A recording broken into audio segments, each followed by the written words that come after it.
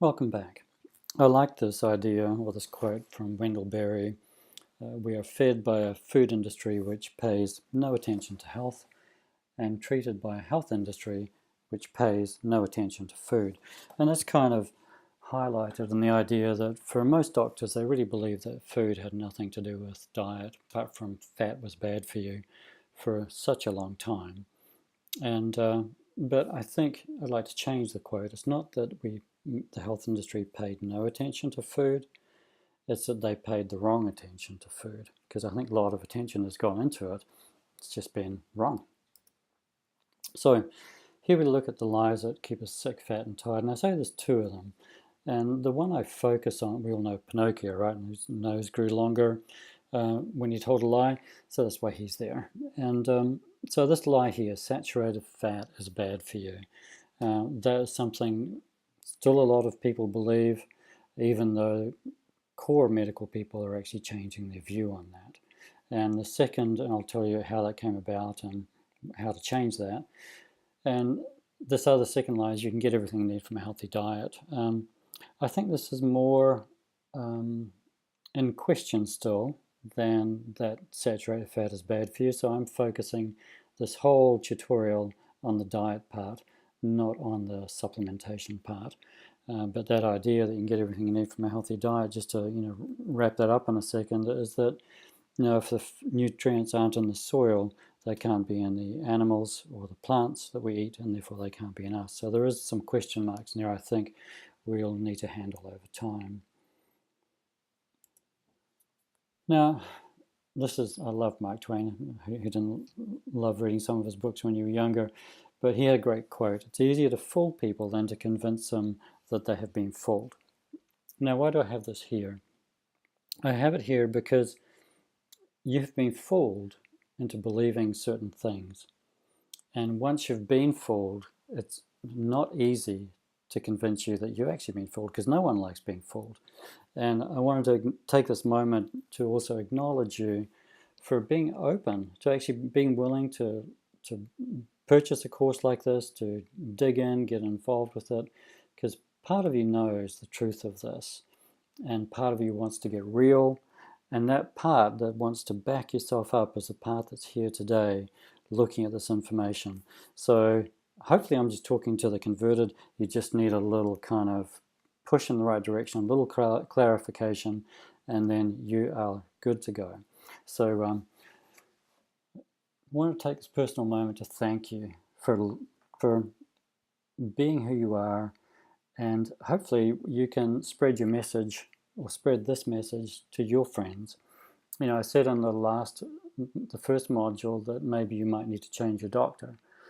The other thing about that is you may actually be able to re-educate your doctor. A lot of doctors actually change their stance on things because a patient has come in, hasn't followed their directions, has done something else which has worked astoundingly well. And if the doctor is open-minded enough and willing to change, that's when doctors start, because they want to help, that is when they start to really question what they're actually doing. And that's where, as people, we personally become responsible for the change and how medicine perceives diet and nutrition. So if you face that situation, all power to you.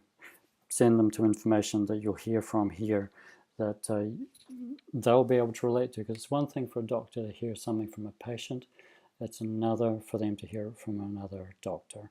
And so I generally push people in the direction of that. Like, so if I'm talking to a doctor, I'll direct them to other doctors rather than necessarily me. Even though I have trained as a doctor, I don't work as a doctor. So there's a certain disconnect there for some people. Not for everyone, but the whole idea is to help re-educate the masses so we can get over this idea of being fooled. And as I say, eat some humble pie, and I just learned, get over it, move on. So my journey with food. 1973, fat became demonized in medical school. In the early days in medical school, we had this text come out. It was a book at that time, Pure, White and Deadly, by an English doctor, Professor John Yudkin. And he pinned the blame, because the whole thing about heart attacks was a big thing back then, because more and more men were experiencing them. And he was really looking at pinning the blame on carbohydrate and sugar in particular. Now, that book was part of our syllabus for biochemistry in 74, 75. But interestingly enough, by the time I'd left medical school, 78, this is in, I think, a 78 or 79 Time magazine, cholesterol, saturated fat was the demon. And the whole of medicine changed approach at that point. Professor John Yudkin's career was effectively thrown in the toilet, and he was ostracized. Nothing came of that, even though, as you'll find, he was telling the truth and the other guys were lying. And sad, it's just so sad that that happened. And I was there to actually see that happen, which makes me feel even more responsible. So at that point, remember, I was into spirituality and process like this is me in New Guinea in 78. I went over there and did a stint as a bush doctor there. That's a young girl with coral cuts. And I put it there because I was always fat as a kid. And this is one of the slimmest I've been. And along with yoga and Tai Chi and meditation and stuff like that, I was also doing a bunch of fasting. And so here I am, quite slim at that age as an adult.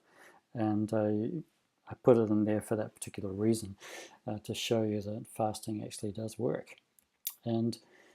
But remember, spirituality, yoga, all that kind of stuff. Obviously, I'm a vegetarian, right? And I obviously think that medicine's finally got something right, because, fat is bad for you. Animals are bad for you.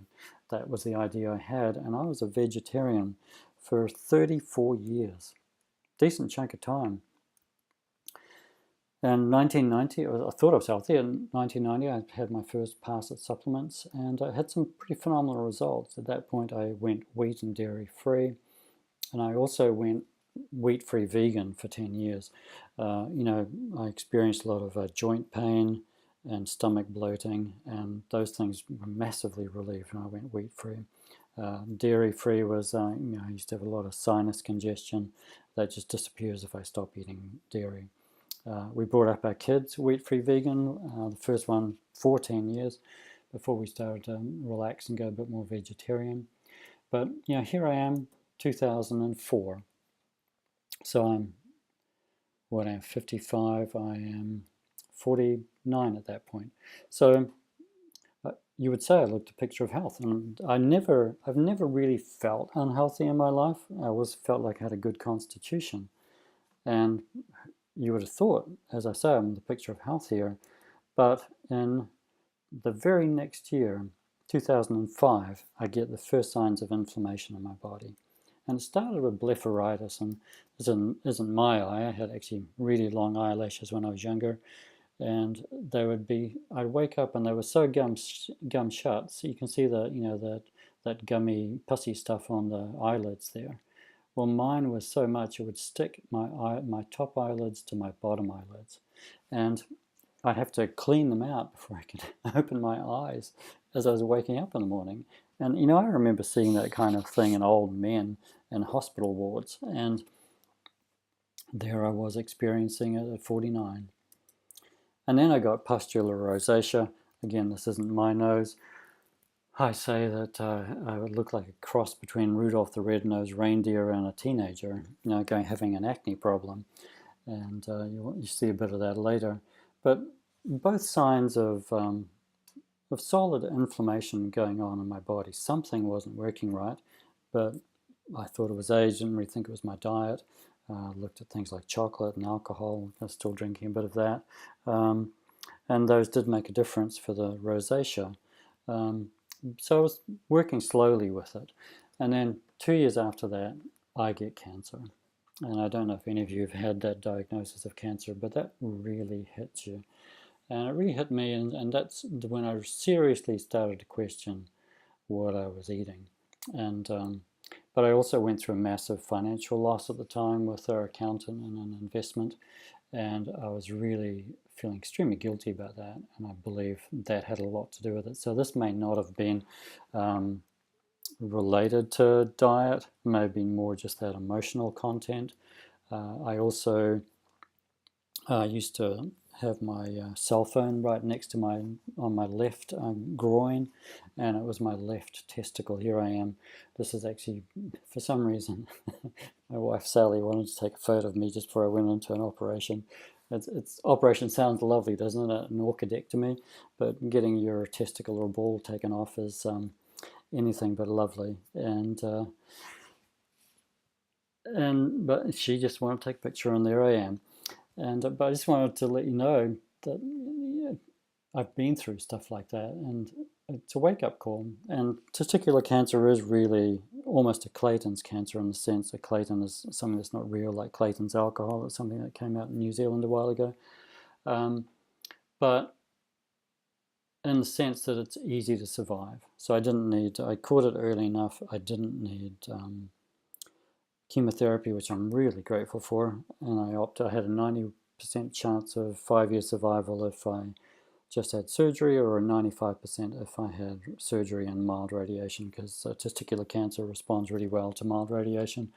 I had very little belief in myself at that time, so I was very, very vulnerable to suggestion. And so I opted for the radiation. If I was to do it again, I probably would not do the radiation, because who knows what that's going to lead to in the long run. But cancer, big wake-up call. And it's almost like, to add insult to injury, what happened, and remember I had 2005, 2007, now it's 2009, and my GP calls me in because GP is general practitioner here in New Zealand, for those guys who don't work with that terminology. And because I was in my 50s, mid-50s, it says time for a blood test. And he knew my history, and he said, but because you've been vegetarian for so long, we don't expect there would be any problem. So I go in for a blood test, and here am I. And I enclose this shot. It's 4th of March 2009, and you can see the rosacea on my face, if you can see that on both my cheeks. And so that's kind of what I used to look like. But here I am expecting nothing, and then I get a call back saying, actually, your blood fats are really bad, and we need to do something. And all they could suggest was that I eat less red meat and more whole grains and more vegetables. Now, what would you do with that comment if you'd been told that after 35 years of eating exactly that way? No red meat, no meat at all, no, all organic as much as I could, whole grain as much as I could, not wheat, but lentils, rice, all whole grain, and an abundance of veggies and fruit. And it's like, I got mad. I got really mad at that point. I say it was me, instead of being told not to eat red meat, it was me that saw red at that point.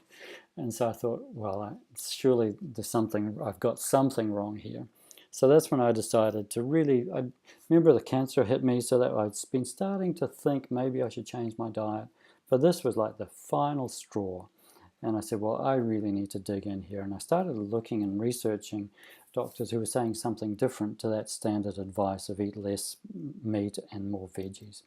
And so, as I say, that research led to a massive amount of humble pie. I ate a lot of that.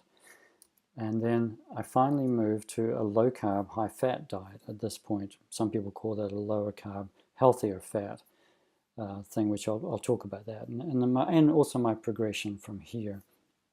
And so that's what the next section will be. But I want you to take a moment now and think about your story, because we don't know each other, but you've come here for a reason. And is that because reality's hitting you in the face? Is it just weight has gone on too much, too long, and you need to get a handle on that because you know it's bad for you? Is it because your blood pressure's up and you're wondering why? They say they don't know why, you just need to take these drugs. Or maybe your blood sugar's gone and you're facing pre-diabetes or diabetes, and that is one of the most diabolical situations you can ever imagine. It could also be other things, Parkinson's, all sorts of stuff that you may be experiencing. Something is happening to really wake you up, like I got woken up. So if that's you, please know there is hope. Or you may be just focused on optimal performance, and there are people in the realms that really look at changing diet around to create optimal performance. Now that's either physical performance, mental performance, like a businessman needs both. Sports people massively need both as well. And so it's all part of that process. You really want to get the best out of yourself. And there is a way to actually help you increase those levels of awareness that things you can do. And I think all of us are really looking to age with grace, because if you've ever seen people go downhill, we saw a lot of that as a young doctor, at least I did. And we've had Sarah and I both had our parents die. So you can, until you experience it, life just feels good or just carries on. But when you experience what dying without grace is like, wow, you really want to make sure that you die with grace and have that whole experience of aging be a much more pleasant process rather than a rude awakening. Sally's dad once said that aging isn't for the faint-hearted. That's such a good quote, but you can actually age with grace. And so that whole thing, if you're really struggling with some kind of disease, I hope you find something here that can help you. If you want to increase your performance, or if you just want to age gracefully, then I believe there's information here that will serve you extremely well.